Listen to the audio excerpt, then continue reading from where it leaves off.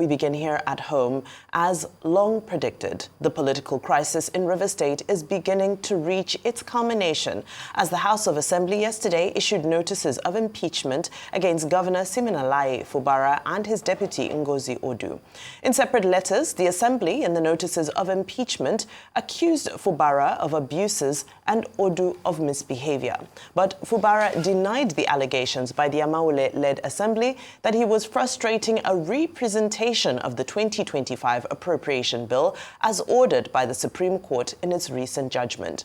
The impeachment letter by the Assembly dated March 14, 2025 was released yesterday, March 17th morning.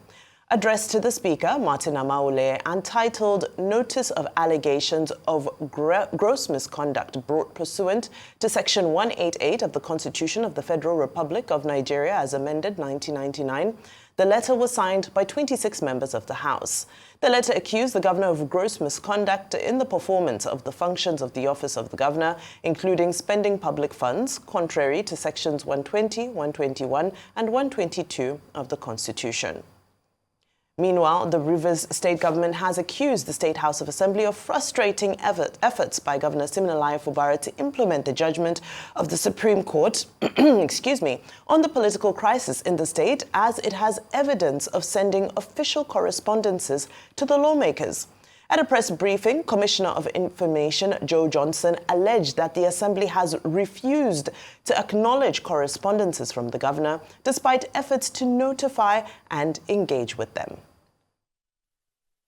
A few days after the Friday, February 28, 2025 shocking judgment of the Supreme Court, Governor Siminalayi Fubara has never left anyone in doubt about his preparedness not only to obey but fully implement the Supreme Court judgment, no matter the unfortunate and unfavorable outcome.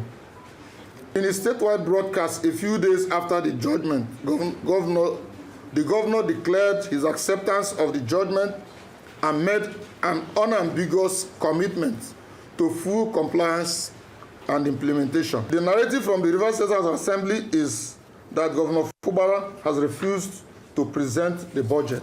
Following the refusal by the Assembly to receive and acknowledge the governor's letter delivered by the government officials and the courier company, the Rivers State government took the initiative of publishing the letter in 2 national newspapers. We cannot produce an acknowledgement copy because the Assembly rejected the letter from the governor. We can, however, refer all parties to the substituted means of service in the Nation and in the Guardian. The Rivers State governor is acting in good faith, notwithstanding the false narratives that are being peddled by the same people frustrating compliance with the judgment of the court.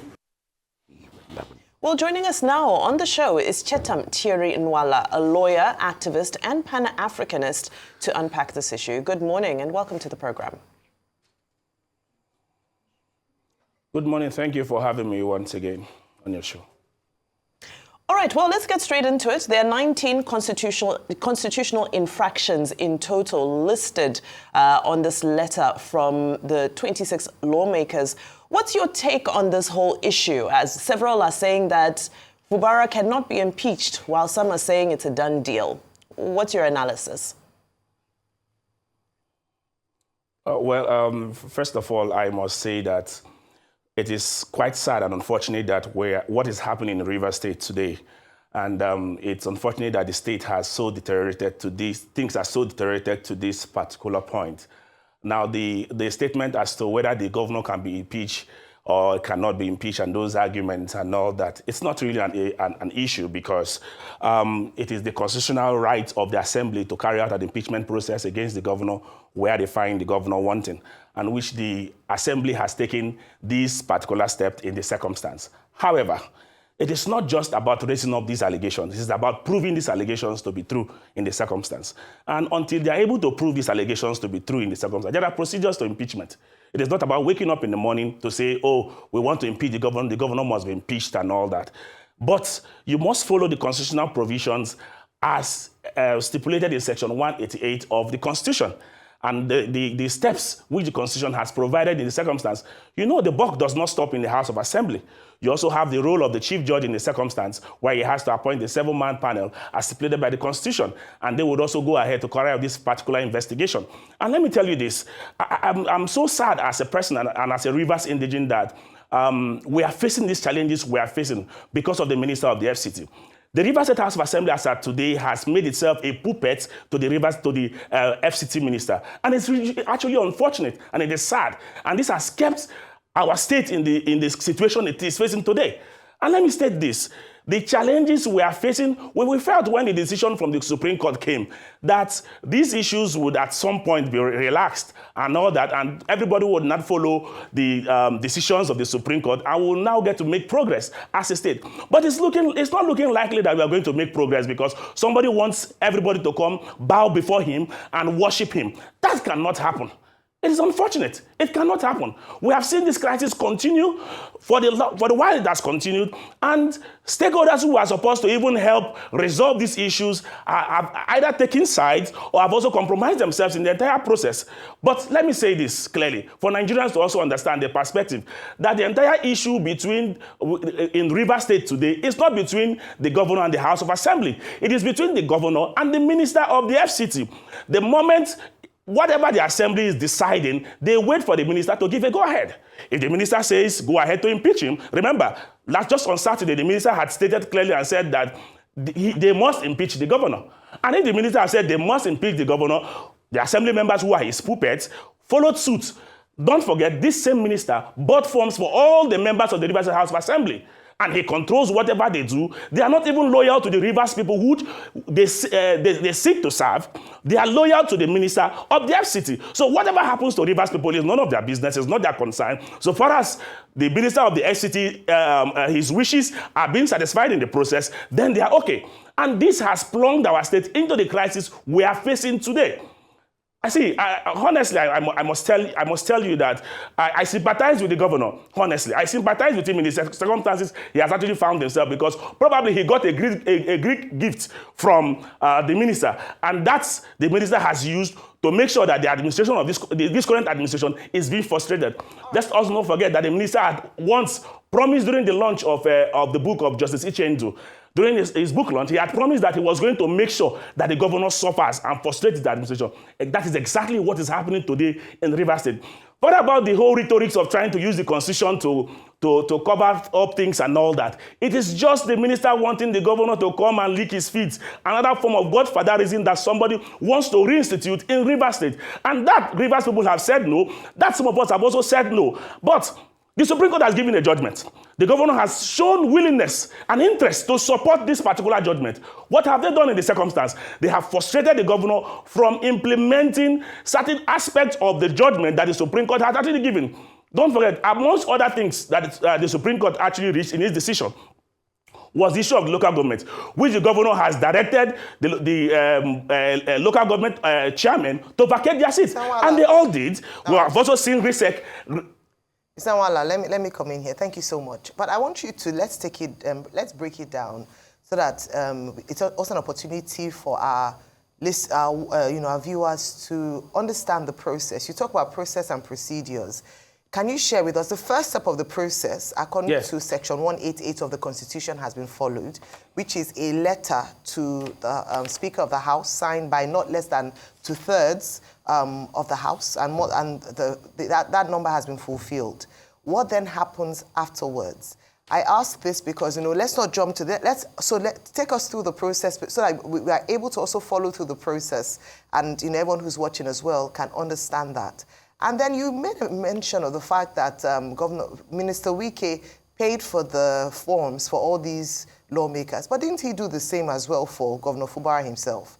And wouldn't you say Governor Fubara is reaping perhaps what he's sown in terms of the fact that he was handpicked by Wike? Wike funded his campaign, installed him as governor, and now he's resisting the same hands as Godfather that puts him there. Just to talk about that, because it's not just the lawmakers that the forms were bought for.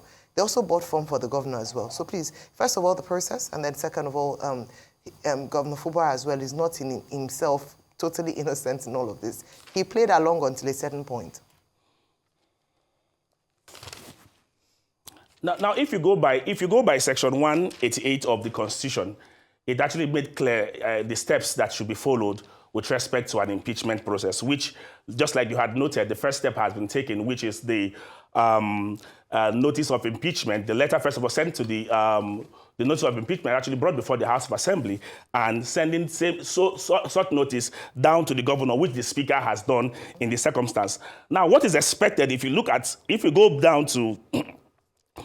down to Section 188 sub 2 and you take it down to sub 5 and all that, you would also discover that from that particular process, the governor is expected to make a representation in the circumstance, and within 14 days of the presentation of the notice to the Speaker is expected, as contained in sub 3 of Section 188, the Speaker is expected to bring the allegations before, within 7 days, the Speaker is expected to bring the allegation before the governor. Within 14 days, the governor is expected to reply in the circumstance, and whether he replies or not, a motion would be held at the floor of the House as to whether the allegations before the House should be investigated or not in the circumstance. So where the House passed that particular motion to say, okay, that the allegations against the governor should be investigated, then the House cannot proceed with the investigation of the allegations by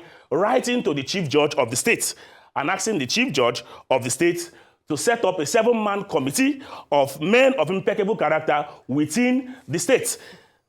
Now, let me also note this particular fact that it is men of impeccable character within the state, and they need not be judges or thereabout, but the Constitution states clearly that they have to make sure that they are not partisan and that they are men of impeccable character in the circumstance. Now, when the Chief Judge has gone ahead to set up this panel, if the panel finds the allegation, the panel would actually invite, within 3 months, would invite the governor, would also invite the House of Assembly, or the accusers, as it were, if within this particular period, the panel finds, in their report, finds the governor not guilty in the circumstance, then the matter ends there, and no action can be taken thereafter.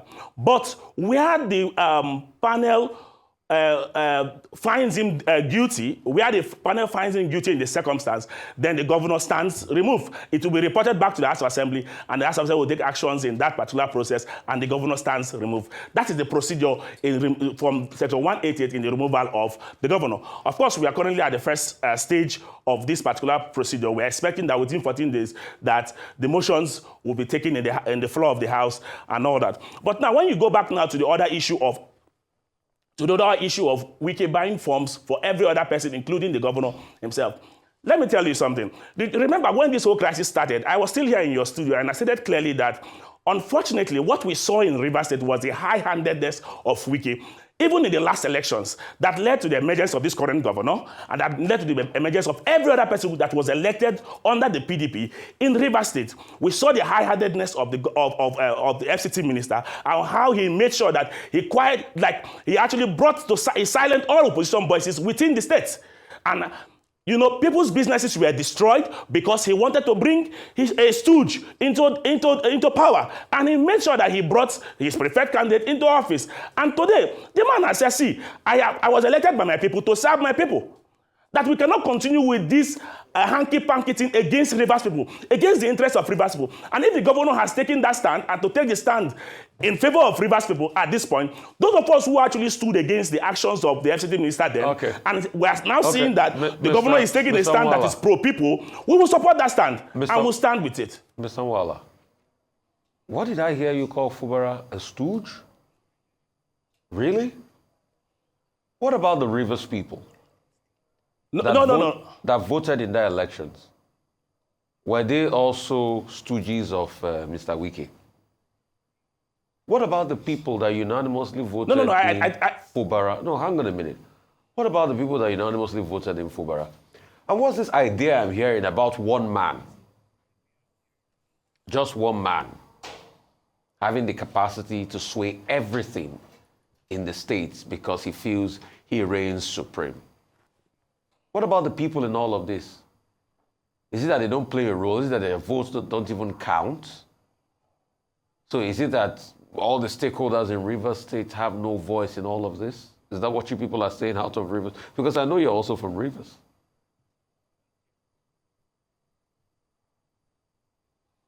Let's make this clear. Let me clarify this. Now, what Wike wanted was a situation where he would have a third term through the current governor of Rivers State. And the governor has looked at it that whatever the plans of the minister is not in the best interest of Rivers people. And that is why this is part of the reasons why you are seeing that there is a disagreement between the governor and the minister of the FCT. And that is why he has taken the stand to rather stand with the people of Rivers State than to stand with the FCT minister. That's why we're having these challenges today. Now, let me say this. I can't remember the last time we had, ever since we had Wike as governor of Rivers State, I can't remember the last time we had a free and fair election in Rivers State. By my own assessment and calculation, I can't remember the last time we had a free and fair election. We all know how Wike muscled his way through that particular election, how he stopped opposition from campaigning. Even the presidential candidate of the PDP was stopped from campaigning. And let me say this. I have always shouted about the high-handedness of the FCT minister in Rivers State and how he has led Rivers State and took Rivers State 10 years backward as governor. Today, we are seeing a glimpse of light, a gleam of light, and that light, he wants to quench that particular light because everything has to be about him. Today, anybody who does not support him, he wakes up in the morning, calls them names. As I speak to you today, they are after the chief judge of the state. This same chief judge is after today, who is actually referring and calling names. Of course, it was this same governor who appointed the chief judge. The Speaker of the House of Assembly was then the leader of the House of Assembly when this current chief judge was screened as the chief judge of the state. But what did they do? They did not remember that he actually falsified his age. Now that the man seemed not to play ball with them because they want to impeach the governor, they now remember that, oh, he falsified his age. They are now coming up with age falsification, trying to intimidate the chief judge, to bend him towards whatever their whims and caprices. That we will resist. That we will say no to. And it's actually unfortunate. See, what is happening in Rivers State is just Wike wanting to be in control of everything happening in the state. And if you're not in line with whatever he's doing, you're a bad person, you don't have character, you don't keep to your word, and all that. But we all know who does not have character in Rivers State. Wike is somebody who will say something in the morning, and in the afternoon he's saying something else. All his principles, everything he has fought against in his time as governor, he has gone against them. None of his principles has he kept. This same man, none of his principles has he kept. So today, if you're not doing his bidding, if you're not in line with whatever he's saying, oh, you're a charlatan, you don't have character, you don't have integrity. He's the only person who has integrity. Yet, we have records. Different records where he made statements and never kept to any of them. Mr. Nwala, I understand your passion, of course, as an indigen of Rivers State. We will continue to watch events as they roll out. And thank you so much for your time and your insight this morning.